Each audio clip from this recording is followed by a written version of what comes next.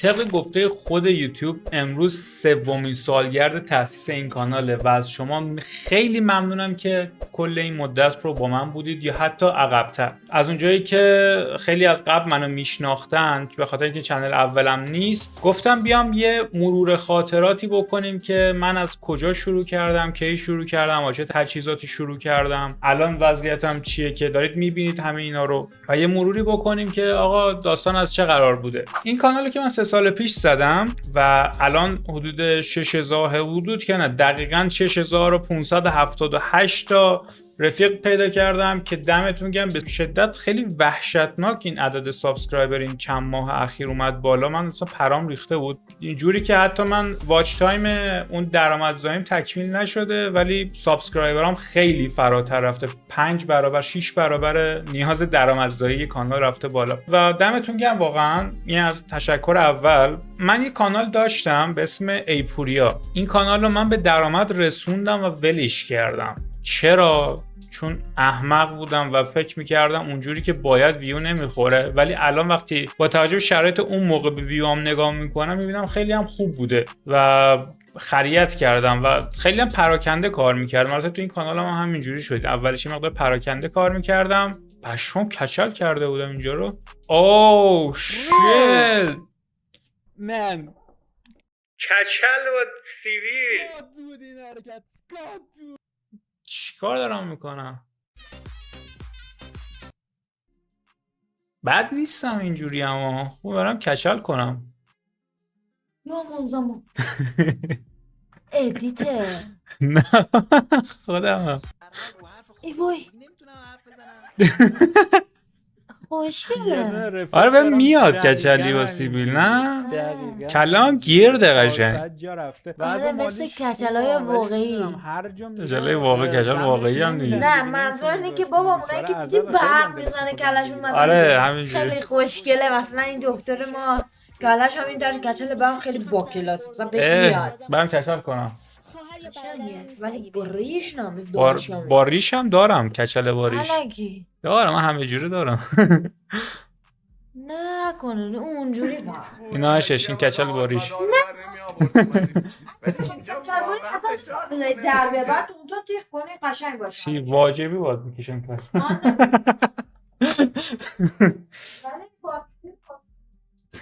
آره با سیبیلو موافقم. واقعا عجب سمی بودم. اوکی آقا این که کچلی بندرم دیدید دیگه. بریم از اولش که من کجا شروع کردم و از چه کاری شروع کردم. برمیگردیم به آپارات. کانالی به اسم ایپوریا بود که الان عوض کردم رپس تیوی. و آره دیگه میایم اولین ویدیو بیش از 5 سال پیش.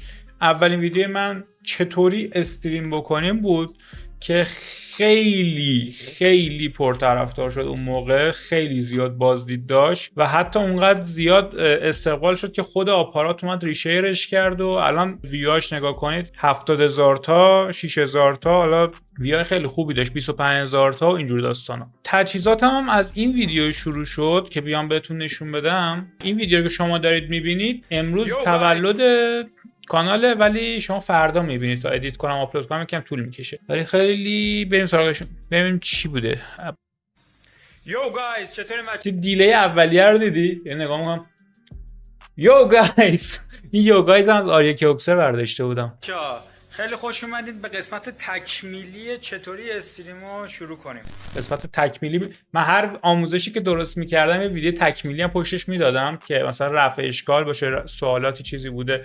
هنوزم این کارو میکنم. یه دونه ویدیو آموزش کسب درآمد ورلد اف وارکرافت گذاشتم، هنوز تکمیلیشو درست نکردم. گذاشتم که سوالا جمع بشه با هم جواب بدم که مثلا چیزی که جانمون جامع باشه، چون دوست ندارم زیاد راجع به کسب درآمد تو بازی صحبت کنم. روش گل درآوردن رو میگم، کسب درآمد مستقیم از بازی رو زیاد نیستم، چون به نظرم اگر حرفه‌ای نباشی خرحمالیه. خب چطوری استریمو شروع کنیم؟ چقدر من اوکی بودم با دوربین. الان یکم منو میکنم سریع تو ادیت حذف میکنم. البته فکر کنم برای این ویدیو حذف نشه به خاطر اینکه میدم به آریان عزیز این ویدیو رو ادیت کنه، خودم دیگه ادیت نمیکنم. این یه اینترو داشتم. اینترو نذارید روی ویدیوهاتون، یا اگه میذارید نهایتا نیم ثانیه 1 ثانیه بیشتر نباشه، در حد ترانزیشن بیاد و بره. یه 10 دقیقه اینترو داشتم، 10 دقیقه زیاد بود. فقط اولیشو که آپلود کردم 2 تا سوال تو کامنت ها ازم پرسید. من میگم که راجع به سوال میپرسیدن، هم داستان ویدیو تکمیل که چرا ویدیو تکمیل درست کردم، ولی اینا رو ولش کن، برو تجهیزاتو بیار. پای بهش هم ندارم. یه میکروفون دارم بذار بهتون نشون بدم. بریم تجهیزاتو ببینیم. طبقه بالای یه مغازه با دوستم خونه گرفته بودیم و من اونجا شروع کردم. نه میز داشتم، نه صندلی داشتم، نه هیچی نداشتم، رو زمین بودم عملا. کات نکردم اینا رو. لاحافت نگاه، لاحاف هنوز اونجاست، فرام نیست. لاحافو نکردم جمع کنم. یه وبکم پاره داشتم، یه مانیتور داشتم. این کیس استوکا بود که رو زمین بود. این دسته فکر میکنم مال دست دوستم بود، چون من یادم نمیاد دسته داشته باشم. این موسپد رو هنوز دارم، خیلی دوستش دارم. اسپیکر، این کیبورد.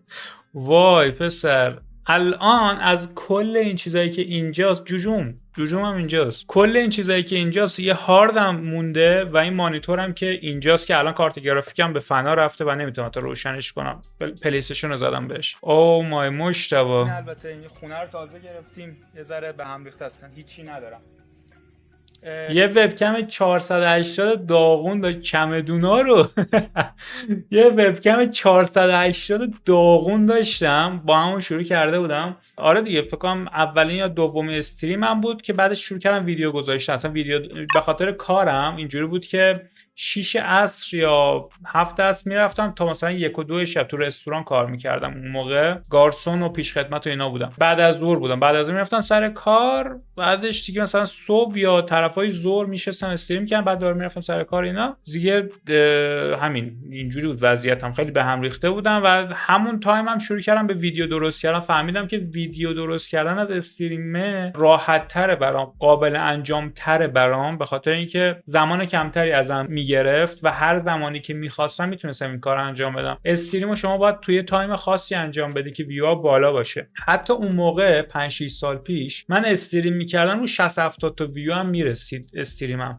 گاهن 2 نفر بیشتر نبودیم، خودم بودم و علی دوستم که تو استریم بود، اونم از طریق استریم آشنا شده بودیم. گاهن هم یهو میرفت ویوها رو 60 70 تا ثابت میموند و خیلی جمع دوستانه و صمیمی بود، واقعا یادش بخیر. بریم ببینیم چی بود.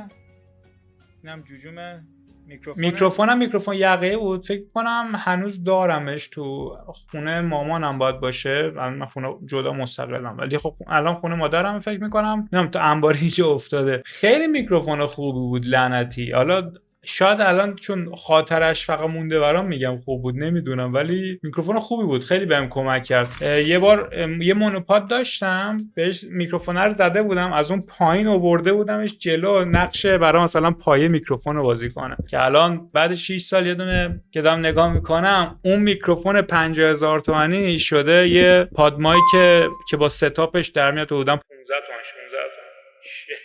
چقدر عوض شده. و همین همین. اگر با کامپیوتر استریم میکنین همینا کافیه. یه چیز دیگه نیست، داشتم توضیح میدادم. آره فقط داشتم توضیح میدادم. آموزش درست کردن رو خیلی دوست داشتم، ولی متاسفانه آموزش درست کردن، ویدیو آموزشی بازدهی خوبی نداشت اون موقع. الان داره بهتر میشه، ولی خب اون موقع اصلا بازدهی خوبی نداشت. بعضا تو کار مونتاژ، من ادیتو به خاطر مونتاژ یاد گرفتم و مونتاژ گیمینگ رو خیلی دوست داشتم واقعا. اگه بیاد بالا 6 ماه طول میکشه بیاد، من یوتیوب باز کنم زودتر میاد بالا. یه بنده خدایی بود به اسم کی بود اسمش بنده خدا؟ سجاد ایکی. این موزیک از اون بود، بهش پیام دادم گفتم داداش موزیکت خیلی خفن بود، اجازه میدی ازش ویدیو درست کنم؟ اونم خوشحال شد، گفت آره چرا که نه. یکی از مونتاژهای خیلی پرطرفدارم هم بود به خاطر هماهنگی موزیک با بازی. کاراکتر من کاراکتر اوکتین بود داخل بازی و اوکتین میدونید که یه ماده به خودش میزنه که سرعتش زیاد میشه. اسم آهنگم سم توی رگه و این خیلی به این نشسته و یه تیکش بیارم. اینجا بود.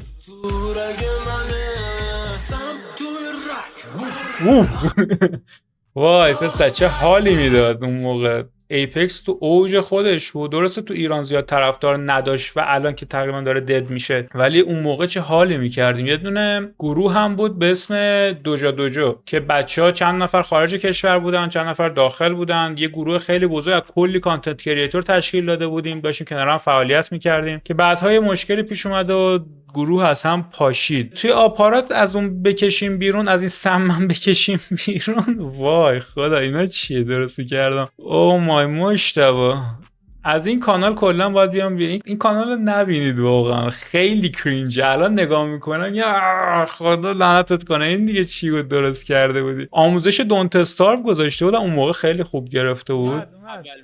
نه این آموزش نیست، فانشه. این مگر عنکبوت نی با هم رفیق شید؟ زدم تو سرش، چه رفاقاتی با این.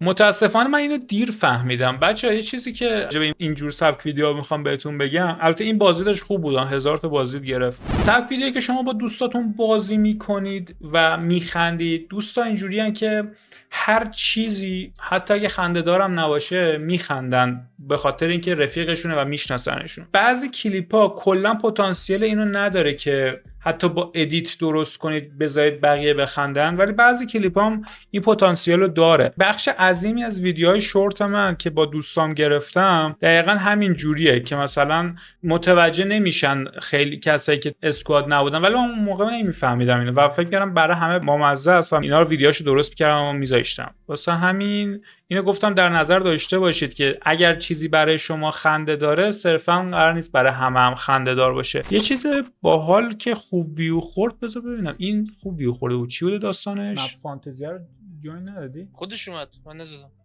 چرا رنگ زدی؟ گفتم پوریا ببرم رنگ کام فشارش بدم، زیاد خندید. زان من دیگه الان برام مهم نیست راستش. الان بریم یه نارنجک و اون زمان من همیشه تو گیما فرندلی فایر میکنم 100%. بعد جالبیش اینجاست که من اینجا نمیخواستم فرندلی فایر کنم، نارنجک زده بودم زیر رفیقم تو مچ قبلش و فرستاده بودمش هوا. یعنی اگر ویدیوها رو دنبال میکردید منظم متوجه میشدید این قضیه نارنجکو که میگم چیه. و خب میدونی برای کسی که بار اول داره ویدیو رو میبینه اینو متوجه نمیشه. امیدوارم اون حرف چند دقیقه قبلم الان متوجه شده باشید دقیقاً چه چیزی رو میگم. نبردم چون پینگا رو درست نیست این بازی. بعد به تعداد پلیرها بشه بند کرد، یعنی هر کسی هر کاراکتری خواست بند کنه. الان همینطوریه دیگه، 10 نفریم 10 تا بند میکنیم. الو افهم بهمون نیاوردی؟ نرفتم دیدم بستنی پیدا کردم ولی خب طعمش زیاد جالب نیست. چه طعمیه؟ گاو. خاک تو سر میاد کجا بزنید.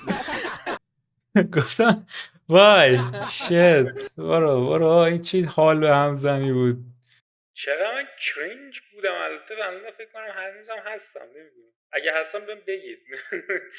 این کرینجی در منو نجات بدید، شاید در گمراهی به سر میبرم. اون کلیت شروع داستان بود. الان هم که دارید میبینید، اگر خواستید ببینید طی این چند سال من چه چیزایی رو تهیه کردم برای اتاق و مثلا چه چیزایی خریدم، چه چیزایی راضی بودم نبودم اینا، پلیلیست جعبه گشایی منو میتونید نگاه کنید. هر چیزی که توی این مدت خریدم سعی کردم با کمترین قیمت ممکن پام در بیاد و آره دیگه گذاشتمش داخل این پلیلیست. میتونید برید این پلیلیست رو تماشا کنید. تمام مثلا صندلی، دوربینی که الان دارم استفاده میکنم، موسم که خراب شد بعد دوباره آنباکس موس جدید گذاشتم که توی این یکیه. کیبوردم که عوض کردم، این کیبورد قبلی منه که اینجاست، الان داشتم ازش استفاده میکردم به خاطر لپتاپ و این کیبورد جدیدمه. دوتاش ردراگون، دوتاش خیلی خوبه، دوتاش خیلی هم سالمه، خیلی هم خوب کار میکنه، ولی به خاطر اون دلایلی که تو ویدیو گفتم مثلا ترجیح دادم که این کیبورد رو هم بخرم چون لازمم میشد. مانیتور که خریدم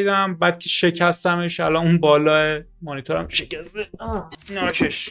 این مانیتورم بود که بنده خدا بیامرز شد، دقیقاً وسط زدم یعنی فرستادم برای پشتیبانی اگزوگیم، از اگزوگیم گرفته بودم. اولی مانیتور گیمینگی بود که داشتم، خیلی برام ارزش داشت ولی خب دیگه شکست. یارو گفته بود چقدر دقیق نشونه گرفته که زدی وسط مانیتور. دوران خوبی بود، یادش بخیر. خلاصه هر چیزی که تهیه کردم پایه مانیتور اینجور چیزا رو میتونید برید داخل پلیلیست جعبه گشاییم ببینید و بازم من ازتون تشکر میکنم باشه، به خاطر اینکه واقعا اگر علاقه من و حمایت‌های شما و توجه شما نبود من الان این همه چیزو نمیگرفتم. شاید اصلا این ویدیو رو هم دیگه اصلا ویدیو دیگه نمیساختم دیگه. فکر کردم برای هیچ کس مهم نیست، ولی این حضور شما این دلگرمی رو به من داد که من ادامه بدم، در صورتی که هیچ کدوم از وسایلی که اینجاست میتونم بگم با درآمد یوتیوب نبوده یا حتی درآمد استریم هم نبوده، همش از جیب خودم بوده. من خب کار اصلیم برنامه نویسیه و توی شرکتی کار میکنم و همشو تقریبا 99% رو خودم خریدم ولی خب علاقه باعث شده که من اینا ادامه بدم و این خریدا رو انجام بدم. به خاطر شما بوده که بهم توجه نشون دادید، دمتون گرم. امیدوارم که تونسته باشم توی این مدت و حتی آینده تاثیر مثبتی توی زندگی یا هر چیزی براتون داشته باشم، مثلا اگه نکته بهتون یاد داده باشم یا هر چیزی. یه مقدار من سخنور خوبی نیستم، اینجوری مثلا بخوام بشم احساساتی بازی کنم، من باید یه چیزی باشه راجش حرف بزنم. اینکه بیام از خودم بشینم مثلا جاست چت کنم، اصلا جاست چتر خوبی نیستم، ولی امیدوارم که درک کنید و حالا دمتون گرم که تا اینجا ویدیو رو دیدید. مرسی، تا ویدیو بعدی، فعلا پیس اوت.